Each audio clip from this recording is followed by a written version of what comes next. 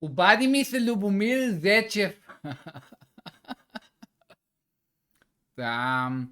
Значи аз видях неговото видео ония ден, където говори за неговата платформа за артисти VoiceBG и реших, нали, това е много хубаво за мен, защо аз да не се присъединя към тази платформа, понеже виждам, че има, нали, ютубъри по моята големина там и си викам, това си идеално за следващата стъпка на Crazy Bulgarian, да се качи на платформата VoiceBG, където да могат да ме намират рекламодатели и да ми плащат за реклами и така нататък. И пуснах една заявка, за да ме добави Любомирчо и получих следния отговор от Любомир. Аз предполагам, че той го писал, се разберете защо след малко, защото има една развъртка в цялата тази история. Дай да го таковаме, дай да ви покажа. Аз му писах на Любомирчо, че искам да се присъединя там, нали, има такъв формуляр, иска да се присъединя. Получавам на другия ден този отговор. Здравейте! Благодарям ви за интереса да се присъедините като артист в VoiceBG. Разгледахме вашата заявка и бихме искали да ви информираме, че на този етап няма да се възползваме от възможността за съвместно сътрудничество. Желаем ви много професионални успехи! Мерси много, Любомир Зечев, че не ме искаш в това платформата. Обаче, мен ми беше много интересно, нали, какво другите ютубъри взимат за реклама, нали, колко пари, да знам аз колко да взимам. Това винаги ми е било чудно. Затова направих следното. Аз понеже имам и фирма и се присъединих като фирма, като рекламодател. Дали Любомир Зечев се ме приеме, ако се присъединя като рекламодател, а не като артист, някой, който иска пари, а някой, който дава пари. Дали тогава се... Той отговор, нали, малко е дразнещ, нали, че на този етап няма да се възползваме от възможността за съвместно сътрудничество. Желаем ви много професионални успехи. Това е един вид Любомир Зечев, така ми го дава, нали. Писах като фирма, нали, че искам да правя реклама там и lo and behold, на другия ден ми се обажда самия Любомир Зечев. Здравейте! Това е нашата платформа. Тук мога да рекламира с ютубъри и такова. Вие какво бихте искали? Ние можем по всеки начини да ви помагаме.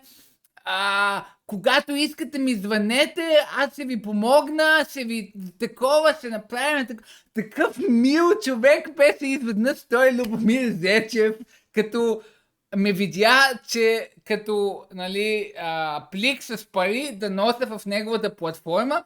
Тогава звънкайте по всяко време и аз ще ви помогна. Супер добър Любомир Зечев, мога да позная гласа му без него, нали, затова мисля, че и той ми беше пратил той имейл с пръст, но после като се присъединих като фирма, тогава изведнъж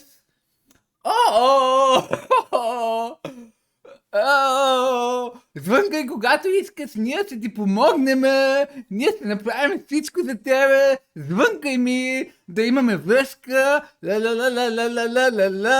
аз съм Любомир Зечев. И влезнах в платформата, гледах, аз сега няма да ви покажа цените. Аз съм копирал цялата страница с всичките цени и ако ме банна с Любомирчо, тогава може и да го публикувам цялото това нещо. Но се въздържам, няма да публикувам фирмените тайни или какво е това, не знам. Но искам да ви покажа нещо тук, където видях. едно малко разследване на платформата VoiceBG. Аз я видях тази. Аз не съм ги гледал всичките, само гледах 5-6 такова. И тая гледам, нали, реклама, поръчвай си реклама в нейния YouTube канал, където има над 1000 абонати над 1000 абонати. Натискам тук, сега не ме пуска да натисна. Така изглежда си. Ето е тази. Над 1000 има в YouTube, тук пише. Нали, според сайта VoiceBG има над 1000. Натискаме тук на копчето. Ни води до самия канал, нали? Ето го канала на Мина. 278 абонати. Не са над 1000, Любомирчо. Не са над 1000.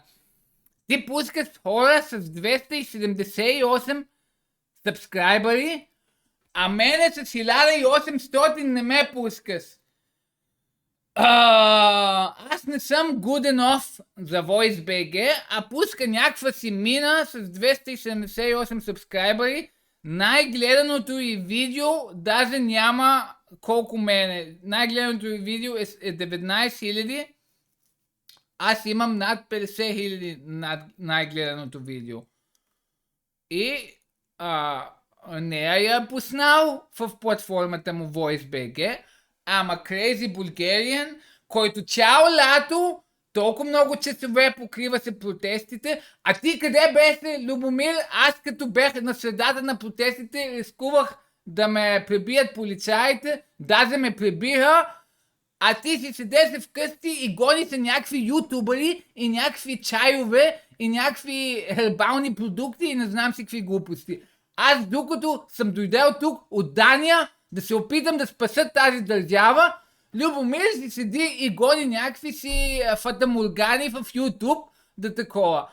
Аз на улицата всеки ден опитам се да спася тази държава.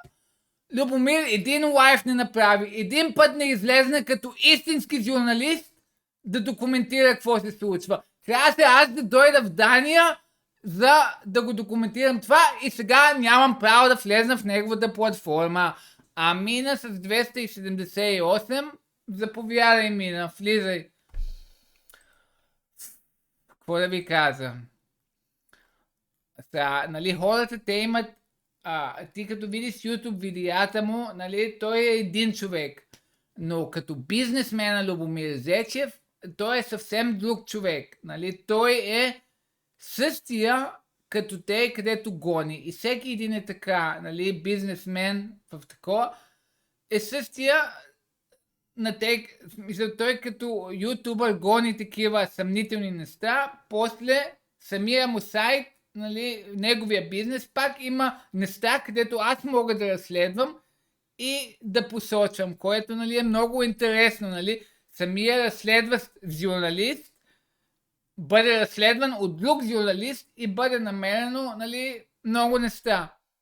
Например, нали, това е 1K. Къде е 1K? Ти ако не натиснеш и не видиш и платиш за това видео с очакването, че тя има 1K и после след една година разбира, че тя всъщност само има 200 сабскрайбъри, даже не е монетизирана с 200 сабскрайбъри, нали?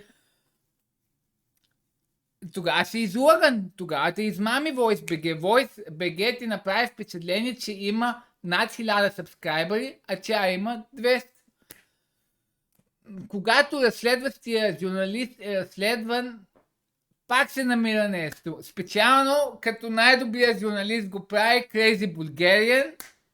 Това е от мен за днеска. Ако ви хареса това разследване, как разопаковах главния в България Любомир Зечев, харесвайте това видео и не забравяйте да сабскрайбвате с камбаната.